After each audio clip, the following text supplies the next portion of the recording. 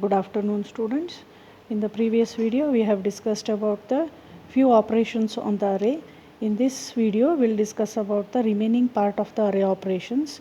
So here we'll start with the first operation, that is the delete. So I have a code here. So delete function is written and we are not passing any parameters here, and the return type is void because this function is not returning any value. Then to delete the element we have to read the position of the element in the array. For example, whether you want to delete second element, third element, that we have to read. It is stored in the variable position, POS, and the scanf is written here with %d ampersand, variable name is POS. Then we are written the code element equal to a of POS.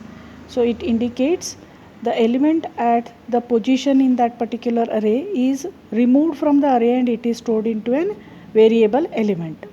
So once the element is removed, then we have to shift the remaining elements of that array starting from that position. So we have written here the for loop starting with I equal to position I less than n minus 1 I plus plus. Then within the flower bracket of the for loop we have a of I equal to a of I plus 1. So for example, if you take now the array value as 3, then the number of elements in the array as 5. So this is the initial array. There are 5 elements stored into the array indexing from 0 to 4. So you have 10, 20, 30, 40, 50. Now for example, if the position value is 3, that indicates we want to remove the third element from the array. The third element is 40. So in the for loop we have I equal to position. So the value of I is 3. Then the condition is I less than n minus 1. The value of n is 5. 5 minus 1 is 4. So 3 is less than 4. So we'll remove the element equal to 40. That is 40 is removed, and a of 3 equal to a of 3 plus 1. So within the for loop we have a of I equal to a of I plus 1. So it is a of 3 equal to a of 3 plus 1, that is a of 3 equal to a of 4. So in a of 3 we are storing the value of a of 4, that is 50 is removed to third position. So before entering the for loop we have element equal to a of position. So the element value is 40. So 40 is already removed, and using the for loop we are shifting the element 50 to the position of 40. Then again the I value is incremented by 1. So the new value of I is 4. And it will go to the condition testing of for loop, that is I is less than n minus 1. So 4 is not less than 4. So the condition becomes false and it will come out of the loop. So once it comes out of the loop, you have the next statement n equal to n minus 1 in the function. So the new value of n is 5 minus 1, which is 4.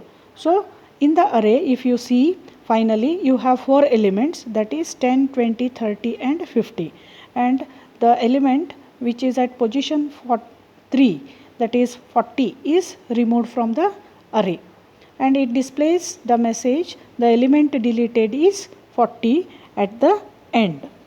So the total number of elements in the array is 4. The element deleted is 40. So this is how this particular function delete will remove one element which is at particular position specified by the user from an array. Okay. So this completes the 4 operations. Now we have a menu driven program for this. So we have written a main. Within this you have one integer variable declared ch. Then the menu has the 4 operations: create, display, insert, delete and exit. So you have printf, enter the choice, and whatever the choice you enter, that is read through the scanf %d ampersand ch. So your choice is stored in the variable ch. Then this variable ch is passed to the multi-way conditional statement, which is known as a switch. Okay. So within the switch you have 4 cases. Case 1 is for create, case 2 is for display,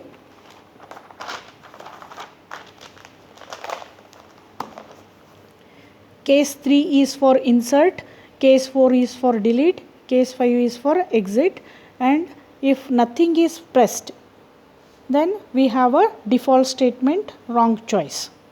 So this is a menu driven program.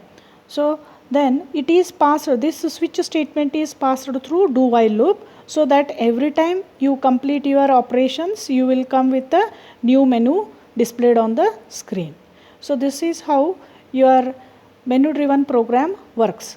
So if initially the 5 choices are displayed, first choice is creating an array, second is display, third is insert, fourth is delete, fifth is exit.